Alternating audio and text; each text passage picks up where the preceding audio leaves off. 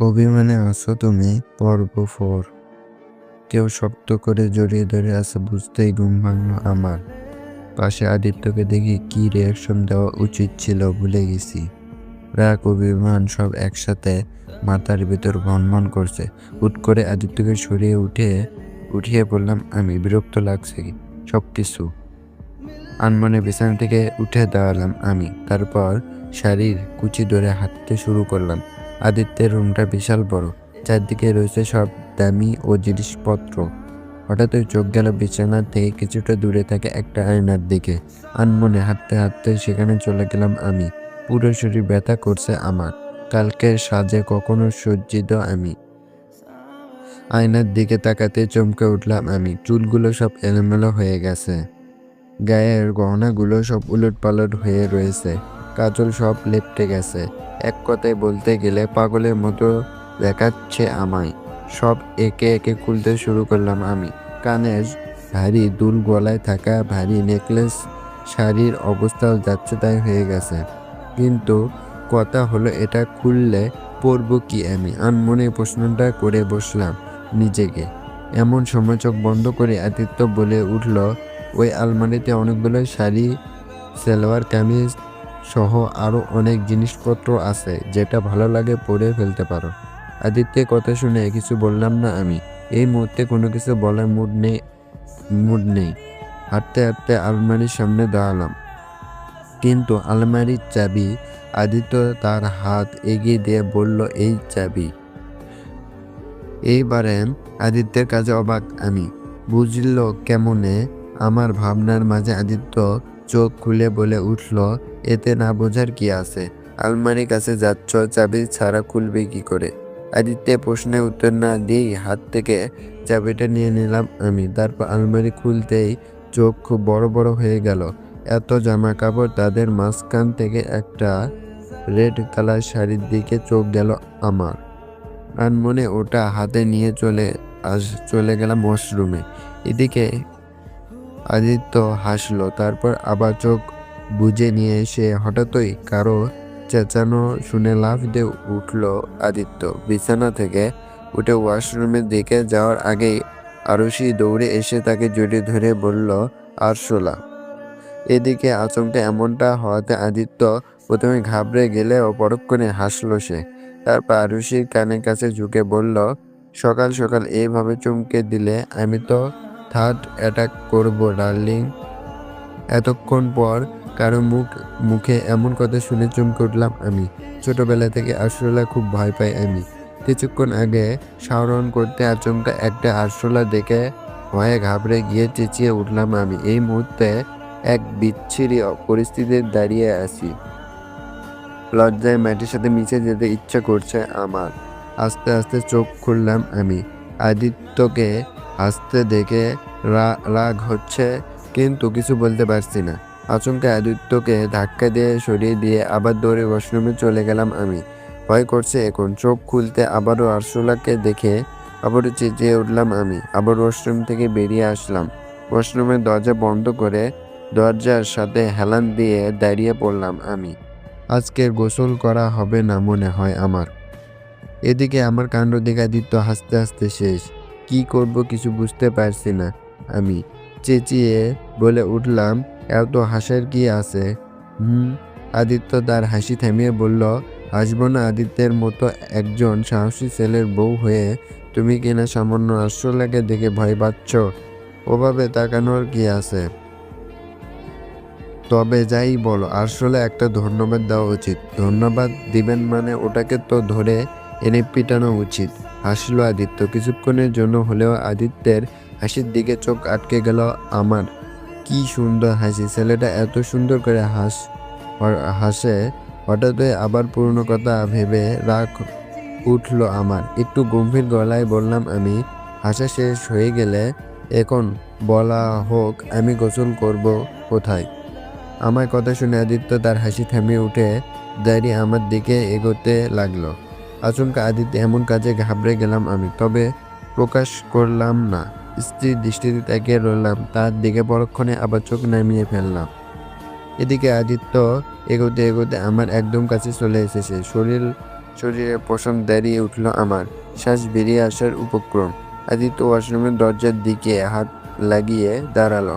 তার এমন কাজে প্রায় ঘাবড়ে গেছি আমি, গায়ে হাত পা ঠান্ডা হয়ে যাচ্ছে আমার।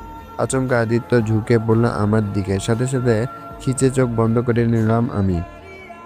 এদিকে আদিত্য আরুষির কাজে হাসলো, তারপর আরুষির কানের কাছে ঝুঁকে বলে উঠল সে, এভাবে ভেজা অবস্থায় সামনে আসলে নিজেকে কন্ট্রোল করা যে দায় হয়ে দাঁড়াবে সুন্দরী। আদিত্যের মুখে এমন কথা শুনে পুরোই শক খেলাম আমি। এতক্ষণ পর মনে পড়েছে আমি যে ভিজে গেছিলাম। সি সি, কি একটা বিচ্ছিরি অবস্থা। আমি রাগে লুক নিয়ে আদিত্যের দিকে তাকালাম। ইচ্ছে করছে শালার মাথাটা বাড়ি মেরে ভেঙে দেই। হুট করে আদিত্য ওয়াশরুমের দরজা খুলে ভেতর ঢুকে পড়লো। আশপাশে তাকিয়ে কোথাও আসলো না দেখে বলে উঠল সে, চলে গেছে, এখন গোসল করে নেও। আদিত্যের কথা শুনে আদিত্যের পেছন থেকে মিটমিট চোখে তাকালাম আমি। আশপাশে সত্যি নেই কি পাজি আরশোলা মাইরি। উফ, বাঁচা গেল। তারপর আর কি আদিত্য চলে গেল, আমিও ওয়াশরুমের দরজা বন্ধ করে দিলাম। এদিকে আদিত্য হাসতে হাসতে শেষ। আসলে পাগলি একটা। বিকেলে আনমনে বেলগুনির রেলিং ধরে দাঁড়িয়ে আছি আমি। কষ্ট হচ্ছে খুব। পরিবারের সবাই আমাকে ঘেন্না করছে। কোথাও না কোথাও এসবের জন্য আমিই দায়ী। কিন্তু এখনো বুঝলাম আদিত্য এমন কিছু কেন করলো। এই প্রশ্নটা মাথা খারাপ করে দিচ্ছে আমার। এমন সময় আকাশে কালো মেঘ এসে ঢেকে দিল পুরো শহরটা। আকাশে গর্জন করছে, হয়তো তুমুল বেগে বৃষ্টি হবে। হঠাৎই মনে পড়ে গেল এই বৃষ্টির দিনে ছোট ভাইয়ের সাথে করা দুষ্টু মিষ্টির মজাগুলো। ছাদে উঠে লাফালাফি দিনগুলো সত্যি খুব সুন্দর ছিল ভেবে দীর্ঘ নিঃশ্বাস ফেললাম আমি। কিছুক্ষণের মধ্যে মেঘের কোল থেকে বৃষ্টি পড়তে শুরু করলো। গাছের পাতা সহ আশপাশের জায়গা থেকে টপ টপ করে বৃষ্টির শব্দ এসে কানে বাজতে শুরু করলো। আনমনে বেলগুনির রেলিং এর বাইরে হাত চলে গেল আমার। বৃষ্টি বারবারে পছন্দের আমার। আজকেও ভালো লাগছে। বেলগুনিতেও বৃষ্টির পানি ছিটকে আসছে ভেতরে। বৃষ্টিতে ভিজে যাচ্ছে আমি। হুট করেই ঠোঁটের কোণে এক চিলতে হাসি ফুটে উঠল। আনমনে দাঁড়িয়ে এসে আমি, আর বৃষ্টি এসে ভিজে দিচ্ছে আমার পুরো শরীর। চোখ বন্ধ করে বৃষ্টির পানির গায়ে মাখাচ্ছি আমি। এদিকে আদিত্য রুমে ঢুকে দেখলো পুরো রুম অন্ধকারে ঢেকে গেছে, তবে বাইরের মৃদু আলোতে সবটা দেখা যাচ্ছে। আশেপাশে তাকিয়ে কোথাও আরুষকে দেখলো না আদিত্য। হঠাৎই আর চোখ গেল বেলগুনির দিকে। মৃদু আলোতে আদিত্য হেঁটে চলল আরুষির কাছে। পুরনো কথাগুলো সব ভেসে আসছে সামনে। পরিবারের কথা ভেবে কষ্ট হচ্ছে আবার। আদিত্যের অবহেলাগুলো সব একে একে বেরিয়ে আসছে। চোখ বেয়ে পড়ছে পানি। কেন এমন হলো? আমি তো ভুল কিছু করিনি। আনমনে ভেবেছিলাম আদিত্যকে আর ভালোবাসার মানুষকে এত কষ্ট দেয় জানা ছিল না আগে। ভিতরে ভিতরে জ্বলে পুড়ে ছারখার হয়ে যাচ্ছি আমি। বৃষ্টি পেনে চোখের পানি মিশে এক যাচ্ছে। হুট করে কেউ পিছন থেকে হাত দিল কাঁধে। হঠাৎ কি হলো জানা নেই। হুট করেই তাকে শক্ত করে জড়িয়ে ধরলাম আমি। তারপর কেঁদে কেঁদে বলে উঠলাম আমি, কেন এমন করলে তুমি? আমি তো শুধু ভালোবেসেছিলাম তোমায়। হাজার হাজার স্বপ্ন বুনেছিলাম তোমায় নিয়ে। তোমায় তো শুধু ভালোই বেসেছিলাম। আর ভালোবাসলে বুঝি এত কষ্ট পেতে হয়? কেন এমন করলে আদিত্য? ডুকরে কথাগুলো বলে কেঁদে উঠলাম আমি আদিত্যকে জড়িয়ে ধরে। এদিকে আরুষির প্রশ্নের উত্তর কি দিবে জানা নেই আদিত্যের। এতক্ষণ চুপটি করে শুধু আরুষির কথাগুলো শুনতেছিল আদিত্য। সে জানে সে ভুল করছে, বড় ভুল করে বসেছে। তার নিজেকে বুঝতে অনেকটা দেরি হয়ে গেছে। আর তার এই ভুলের জন্য সে নিজেও কষ্ট পাচ্ছে, আরুষিকেও কষ্ট দিচ্ছে। কিন্তু কিছু না বলে আদিত্য আরুষির শক্ত করে জড়িয়ে ধরল। দুজনে বৃষ্টি পানিতে ভিজে যাচ্ছে, কিন্তু সেদিকে তাদের কোনো হুঁশ নেই।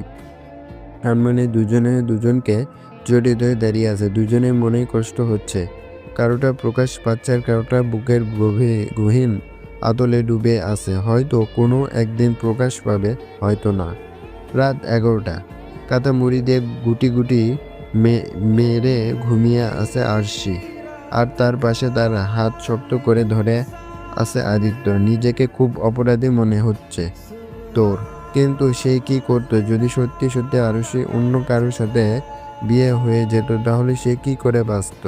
ছোটবেলা থেকেই সে একা থাকে, হঠাৎ যখন কাউকে নিয়ে বাঁচতে চাচ্ছে তখনই সে দূরে তলে সরে যাচ্ছে কেন? উত্তর মেলে না আদিত্যের। গল্পের পাঠ এখানেই শেষ।